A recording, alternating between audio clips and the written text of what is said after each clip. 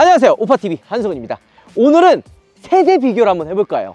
G90 블랙이 출시가 됐잖아요. 우리가 전시장에서 G90 블랙이 나왔다 여러분들께 보여드렸는데 7 시리즈와 S 클래스 이 세대를 한번 비교해볼까 합니다. 우리가 이전에 처음에 제가 S 출고하고 G90 나왔을 때 비교를 하기는 했었어요. 근데 오늘은 이 블랙이 나왔기 때문에 다시 한번 비교를 하려고 하는데요. 여기서 핵심으로 또 짚고 넘어가야 되는 거, 댓글에 또 이게 있더라고. 야, 어디 G90이 여기 있냐, 원래 이 자리는 아우디 A8이 있어야 되는 그런 자리다, 이런 댓글이 있더라고요. 근데 아무리 생각해도 아우디 A8이 들어오기엔 좀 애매하지 않나 해서 G90을 넣었습니다. 오늘은 뭐 재원이냐 뭐 이런 옵션이냐 이런 이야기보다는 그냥 이 차의 특성들을 한번 이야기해 볼까 해요. 이전에 주행했을 때 옵션 이런 것들을 다 정리를 해드렸기 때문에 혹시 뭐 옵션, 주행 이런 것들을 좀 더 알고 싶은 분들은 이전의 영상을 참고해 주면 되고요. 오늘은 본질적으로 이 차를 왜 사는지, 이 차의 장단점을 알려드릴게요. 여러분들, 이런 플래그십 세단, 이 뒤에 있는 차들은요, 각 브랜드를 대표하는 가장 비싸고 가장 좋은 모델이에요. 그냥 단순히 좋다 그러면 그냥 좋겠지, 이게 아니라요. 이 플래그십 세단은 각 브랜드가 자기가 할 수 있는 기술력과 모든 것들을 집약을 해서 출시를 하게 됩니다. 그러니까 예를 들어 S클래스가 나오고 후륜 조향, 다율 주행 시스템들, 이런 모든 기능들을 S에다 먼저 제일 좋은 거에다 보여주고서 우리는 이런 기술력들이 있어 라는 걸 자랑을 하죠. 그 이후에 C클래스, 뭐 E클래스, 뭐 GLS 같은 차들에 하나하나 적용을 해서 나온다고 보시면 되는 거예요. 그래서 셋 다 차는 좋아요. 있는 모든 고급스러운 옵션들이 다 들어가 있는 거죠. 근데 이 G90을 다시 한번 이야기하고 싶은 게, 한 10년 전에만 해도 가성비로 접근을 한다. 그러니까 옵션 비슷하고 차 크기 비슷하고 다 비슷한데 가격이 독일차보다 반, 뭐 아니면은 뭐 3분의 2 이 정도 가격에 살 수 있는 가성비를 가지고 있기 때문에 구매를 했다면, 지금은 정면 승부예요. 뭐 사실 좋게 얘기하면 정면 승부고 나쁘게 얘기하면 그만큼 G90도 가격이 많이 올라왔고요.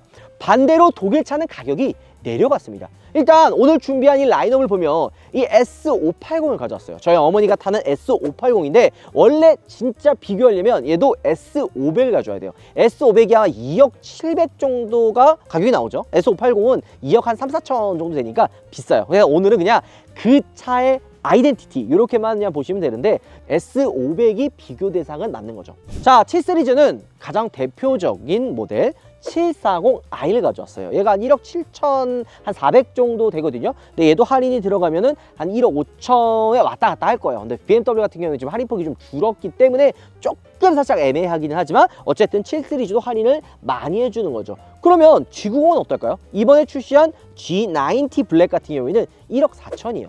얘도 옵션을 선택하면은 1억 초반부터 1억 중반까지는 있기는 한데, 특히 이 7 같은 경우에는 거의 비슷해요. 할인을 받으면. 그 비슷하다 보니까 야, 그럼 누가 G90을 사냐? 이 7 시리즈 사면 되지, 이렇게 생각할 수가 있는 거죠. 그러니까 여기서부터가 시대가 많이 바뀌었다라는 것들을 알 수가 있는 겁니다. 근데 옛날에는 굳이 이거 독일차를 사지 왜 제네시스를 사? 이런 이미지였다면 요즘엔 좀 어때요? 인식이 많이 바뀌었어요. 7 시리즈 아직까지 좋고 S클래스 뭐 엄청 멋진 뭐 플래그십의 끝판왕이죠. 하지만 G90도 그만큼 올라왔다고 보면 돼요.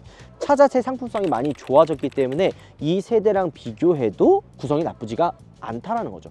댓글 보면 항상 좀 너무 마음 아픈 게, 뭐 돈 받았냐, 왜 얘가 여기 있냐, 안 좋은 얘기들을 쓰는데 직접 한번 타보면 사실 이 세 차 중 다 훌륭한 차입니다. 자, 디자인은 보면 어때요? 뭐 셋 다 사실 다 예뻐요. 7 시리즈는 존재감이 어마무시하고 이 초록 색깔 번호판 다니까 왜 좀 이렇게 전 개인적으로 좀 별로인 것 같은데, 지나가다 G90 초록 색깔 번호판 달면은 대단한 사람이 타고 있지 않냐라는 생각이 드는데, 그만큼 제네시스의 이미지가 좀 올라오지 않았나 이런 생각이 좀 들기는 합니다. S클래스도 절대적인 존재였어요. 근데 할인을 하는 순간 요 S클래스의 좀 존재감이 많이 좀 퇴색이 된 것 같아요. 옛날에는 믿고 살 수 있는 플래그십 세단 하면 진짜 S였거든요. 근데 지금은 할인율이 너무 이게 등락폭이 있다 보니까 약간은 좀 주춤한 느낌이 없지 않아 있는 거죠.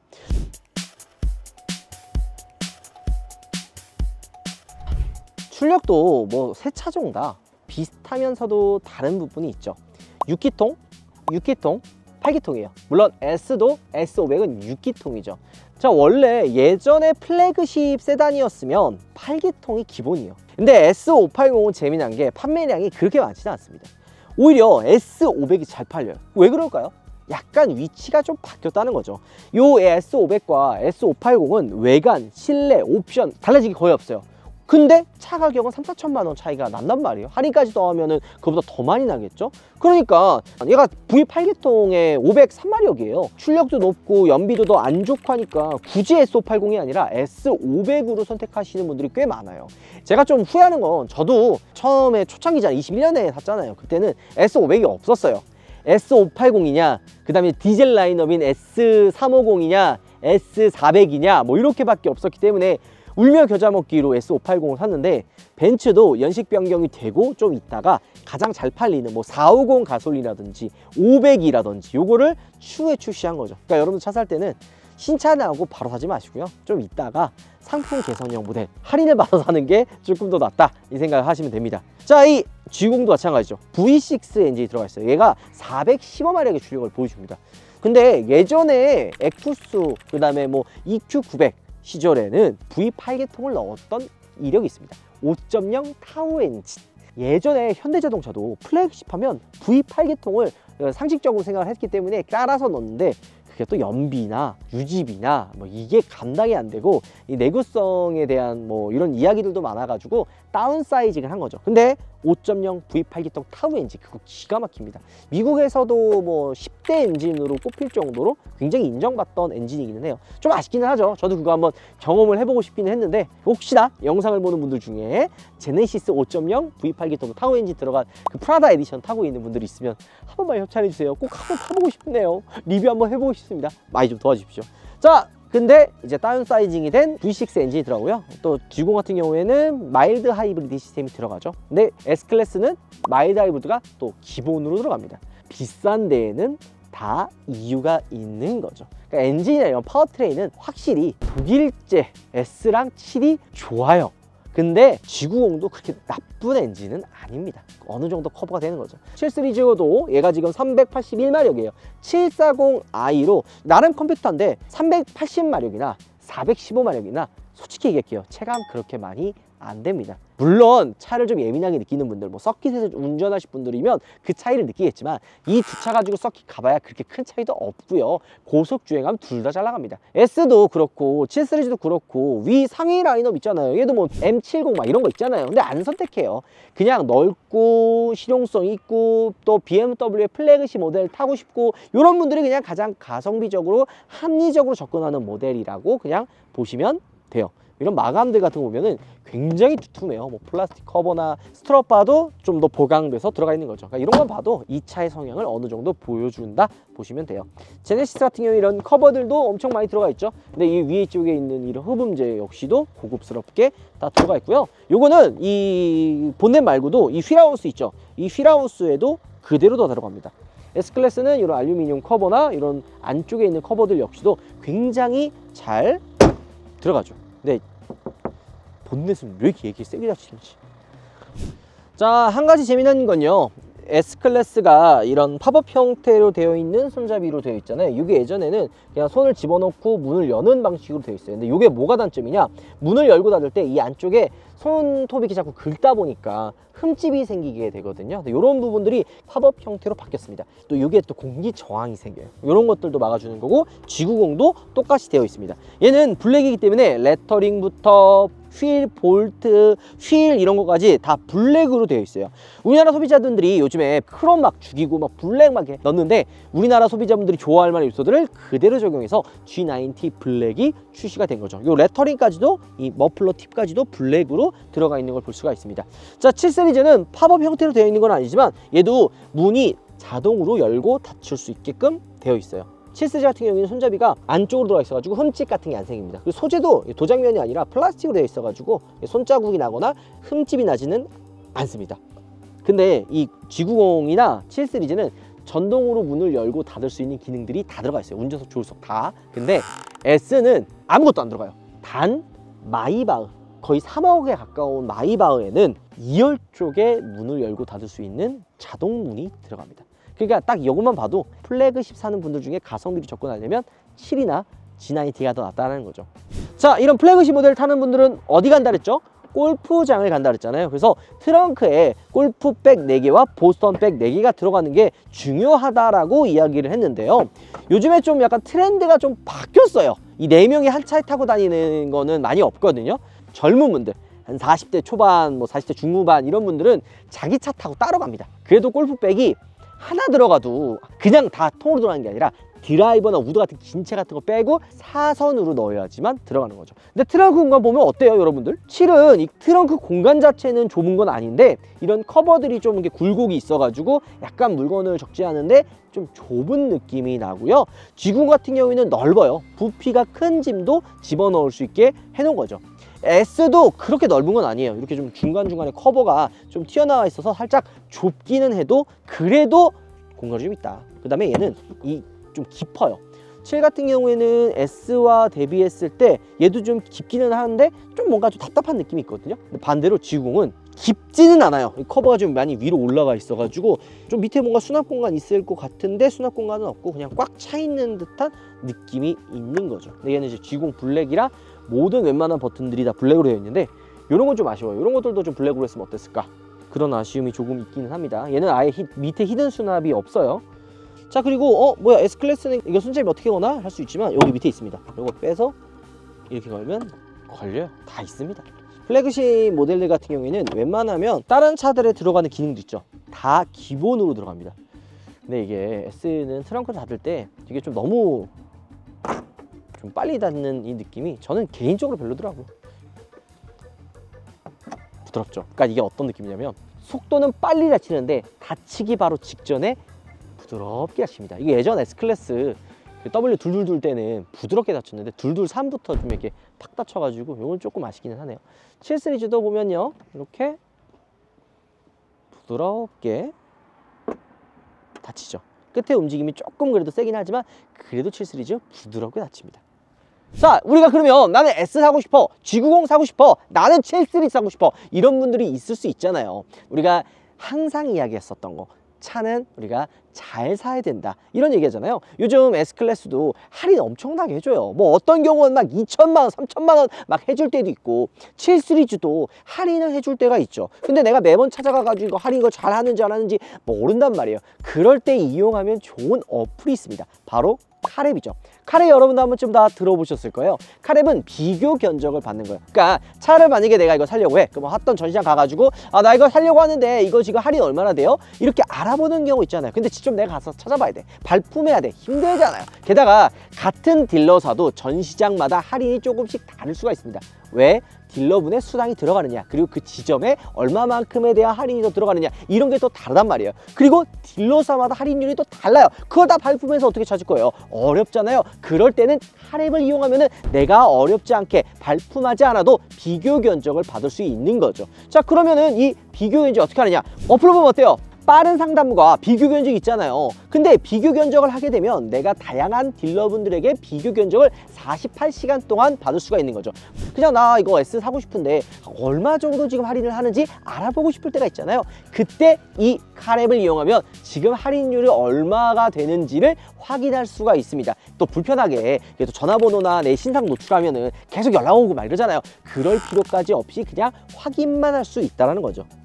자, 그 다음에 카랩에는 수입차 할인 데이터 룸이라는 게 있어요. 이게 뭐냐면 그 할인을 우리가 궁금해서 알아보잖아요. 또 게다가 우리 우파TV에서 많이 하는 게 뭐예요? 수입차 관련돼서 할인은 얼마 하고 있다라는 걸 다양하게 보여드리고 있죠. 근데 이게 전시장마다 다르고 또 매달 달라지기 때문에 어느 정도 오차가 있어요. 근데 이 카랩의 수입차 할인 데이터 룸은 실제 보내준 견적을 데이터 베이스로 나오기 때문에 이 할인이 어느 정도 실제 구매에 있어서 정확도가 높다라는 거죠. 그래서 내가 실제로 받은 이 견적과 데이터룸의 견적을 비교하면서 내가 진짜 실제로 잘 받았는지 안 받았는지도 비교할 수가 있는 거죠.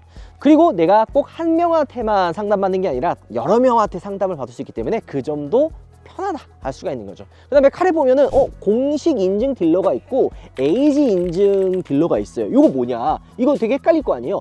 공식 인증은 그 전시장에서 굉장히 활발하게 차를 많이 파는 분께 인증 마크를 드리는 거고, 에이지 인증 역시도 에이전시 중에서 활발하게 활동하고 많이 파는 분들에게 인증 마크를 달아주는 거죠. 자, 그러면 인증 마크가 없으면 문제 있는 거 아니냐?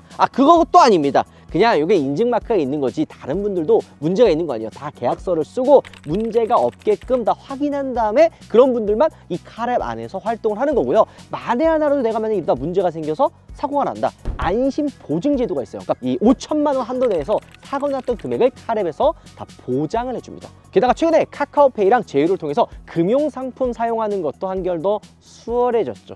자, 그래서 카랩은요 즉시 출고가 있어가지고 자동차 금융, 그 다음에 자동차 보험, 타고 다니는 이 지금 현차를 팔 수 있는 데까지 한 번에 가능한 원툴이기 때문에 편하게 사용할 수가 있는 거죠. 게다가 신차 패키지까지 포함이 되어 있으니까요.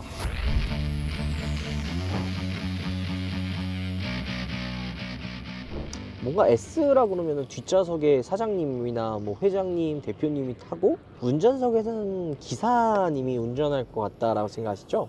물론 그런 분들도 있어요. 근데 대부분이 오너 드리븐을 선택합니다. 그러니까 오너분이 직접 운전을 하시는 분들이 많다라는 거예요. 근데 이게 시대가 많이 바뀐 거예요. 옛날에는 진짜 S500이면 뒤에 진짜 사장님들이나 대표님들이 타고 운전석에는 기사님들이 운전을 해요. 근데 그 분들은 마이바흐로 넘어갑니다. 아니면 롤스로이스로 넘어가시든지. S가 되게 이제 뭐 대중적이라고 이야기하기는 애매하기는 한데 500 뭐 가솔린 모델 아니면은 뭐 450 같은 디젤 모델이 판매가 잘 되는 것도 오너 드리븐 성향에 실제 내가 운전을 하면서 타는 분들이 많아져서 그래요. 그리고 이번에 21년식이나 23년식 차이 많이 난다라고 제가 단독 시승기 때도 말씀드렸는데 많이 부드러졌어요. 처음에 얘 마일드 하이브리드 시스템 장착해서 나왔을 때는요 브레이크나 악셀 반응이 너무 팍팍 쓰고 팍팍 멈춰가지고 정말 불편했거든요. 이게 23년형 이후 모델들은 부드럽게 바뀌었고요. 헤드업 디스플레이도 한층 더 커지고 한눈에 보기 편해졌습니다. 이런 것들도 개선이 된 거죠. 그래서 이 S클래스의 포인트는 뒷좌석이 아니라 운전석에 많이 몰려 있어요. 자, 근데 이번 신형 S가 좀 평가가 그렇게 좋지는 않습니다. 첫 번째는 할인에 대한 이슈가 있고요. 두 번째는 이 실내가 너무 젊어졌어요. 예전 S클래스라 그러면 중후한 맛이 있고 무게감이 느껴졌는데 신형 W223으로 넘어오면서 이 무게감이 많이 좀 줄어들었죠. 젊어졌다라는 표현이 더 맞는 것 같아요. 이 중앙에 커다란 디스플레이를 통해서 모든 버튼을 다 조작하는데 이 S를 탈 만한 분들 입장에서는 이거 조작하는 게 쉽지가 않습니다. 우리 어머니나 아버지 같은 경우에는 이 차 줘도 이 중간에 걸 아무것도 안 만져요. 그냥 라디오, 내비게이션 이 정도만 하고 거의 조작을 하지 않거든요. 온도 조절하는 것도 좀 어려워하고요. 이런 플래그십 세단은요 굉장히 보수적인 시장이에요. 이 차를 구매하는 분들도 쉽게 안 바꿉니다. 벤츠 좋아하시는 분들은 벤츠, BM 좋아하시는 분들은 BM만 꾸준히 사요. 갑자기 7 시리즈로 갔다가 A8로 갔다가 G0 갔다가 이러지 않단 말이에요. 그런 보수적인 분들은 새롭게 바뀌는 거 이런 거 좋아하지 않습니다. 기존에서 조금 바뀌고 조작하는 것도 많이 안 달라지고 막 이래야 되는데 신형 S는 이게 너무 많이 바뀌다 보니까 좀 불편함을 호소하는 분들이 많은 거죠. 증강현실 내비게이션이나 기능들이 진짜 많아요. 이거를 잘 사용하는 오너라면 굉장히 좋은 건 맞아요. 근데 사용하기가 조금 어렵게 되어 있다는 거죠. 근데 이게 단점만 있는 건 아니에요. 주행에 대한 기본 기능 이 S가 교과서입니다. 그러니까 다른 부연 설명 필요 없이 플래그십 세단 중에 승차감의 넘버원은 그냥 S580이에요. 에어서스도 다 같은 에어서스가 아니에요, 여러분들. 에어서스의 세팅, 그리고 이 에어서스와 어울리는 변속기와 엔진의 조합과 밸런스, 이거 아무나 못하거든요. 근데 벤츠의 플래그십은 만들어 본 놈이 잘 만든다고 그 조합을 굉장히 잘 해놓은 거죠. 21년식 같은 경우에는 이 브레이크 담력 때문에 진짜 개똥 같았는데 23년형은 흠잡을 곳이 없습니다. 굉장히 부드러워요. 괜히 이 차를 선택한 게 아니에요.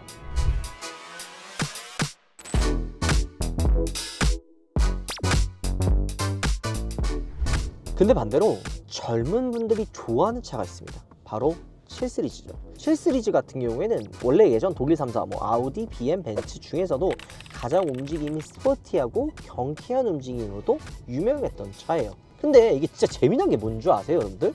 각 브랜드가 타 브랜드 차를 벤치마킹도 하잖아요. 그래도 각 브랜드만의 고유의 아이덴티티 유지를 하거든요. 벤츠 같은 경우에는 럭셔리하고 부드러운 주행감을 되게 강점으로 내세우고요. BMW 같은 경우에는 스포티하고서도 경쾌한 움직임을 되게 강점으로 내세운단 말이에요. 그거는 플래그십 모델을 타도 똑같습니다. 근데 이번에 신형 7과 신형 S는 반대가 됐어요. S클래스는 나름 주행이 경쾌하고 스포티한 느낌을 좀 집어넣고요. 반대로 BMW는 중후하고 묵직하게 바뀌었습니다. 반대가 된 거예요. 난 처음에 이거 로고만 바꿔놓고 눈 가리고 타잖아요. 그러면 이 7 시리즈가 옛날 S클래스 느낌 나고요. S클래스가 예전 7 시리즈의 그런 스포티한 느낌이 나는 거예요. 물론 그렇다고 나쁜 거는 아니에요. 이번에 7 시리즈 정말 잘 나왔다고 생각합니다. 그래서 저는 이 7은 오히려 예전 S클래스의 그런 감성을 좋아하는 분들이 이번 7 시리즈 타면 만족할 거라고 생각이 듭니다. 브레이크나 악셀 밟았을 때 그 느낌도 S와 다른 그런 묵직한 느낌도 있고요. 저는 개인적으로 7 시리즈가 S보다 조금 더 조용하다고 생각합니다. 근데 이제 취향이나 이런 거 봤을 때 이런 기능들 있죠. 이거 뭐 뒤에 이제 대형 디스플레이라든지 이런 것들을 생각하면은 확실히 7 시리즈가 좀 더 옵션 구성이나 이런 게 더 좋아 보이는 거죠. 게다가 가격적인 부분도 7 시리즈가 훨씬 더 매력적으로 다가오고 말이죠. 그래도 요 공조기 있죠. 공조기는 전 개인적으로 아직까지 좀 불편하긴 합니다. S랑 똑같아요. 다 모든 게 지금 터치잖아요. 이게 좋은 게 아니라니까요. S클래스나 7 시리즈 같은 이 차를 구매하는 분들은 보수적인 분들인데 이걸 다 터치로 바꿔놓으면 이게 편하겠냐고요. 운전자가 차에 맞게끔 신경 쓰는 것 자체가 좀 불편한 거죠.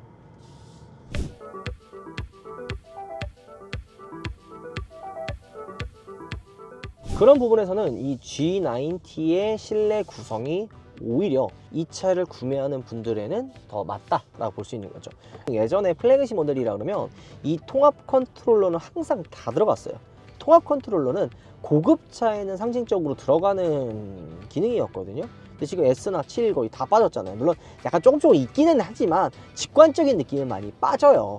이런 거에 있을 때는 실제 이 G90가 좀 더 직관성 있는 버튼들을 가지고 있다, 이렇게 느껴지는 거죠. 실제 이 차를 구매하는 분들의 연령층도 G90가 7이나 S보다 조금 더 높다고 합니다. 약간 좀 중후하고 이런 분들이 이 G90를 선택을 하는 거죠. 이 독일차 대비 G90가 유일하게 떨어지는 거, 주행의 그런 퍼포먼스, 저는 객관적으로 그렇게 차이 나지 않는다고 생각합니다. 물론 벤츠나 BMW가 한 10 정도의 퍼포먼스를 가지고 있는다라면은 G90는 잘 쳐주면 8 정도, 8.5 정도까지는 다 따라왔어요. 그거를 일반 소비자들이 주행하면서 아, 나 이거 불안해서 못하겠어 라고 이야기하는 거는, 글쎄요, 저는 솔직히 공감을 못하는 것 같아요.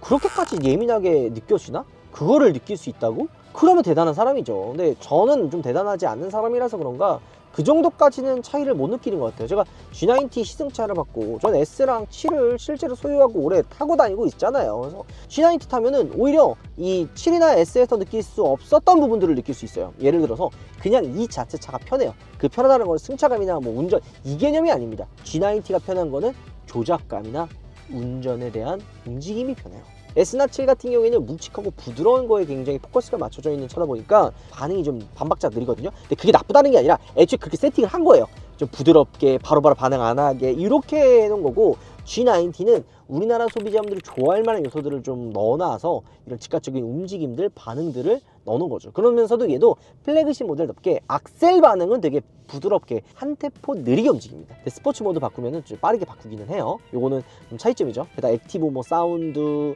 또 내비게이션과 연동돼가지고 뭐 속도 조절, 앞에 방지턱 있으면 액티브 뭐 에어 서스펜션 뭐 이런 것들 생각한다면 진짜 그냥 크게 걱정 없이 그냥 탈 수 있는 되게 부드럽고 편하고 럭셔리한 차가 G90라고 생각이 듭니다. 단 내구성, 독일 차는 한 5년 정도 타도 신경을 쓸 정도로 막 내구성에 뭐 문제가 되지는 않거든요. 근데 G90는 뭐 얘는 사실 모르겠어요. 아직 뭐 3년 4년 뭐 탄 것까지는 없었으니까 뭐 많이 개선이 됐다고 해도, 제네시스가 왜 에어서스를 넣어주는 거에 대해 되게 보수적인지 아세요? 잘 터지고 내구성이 약하니까.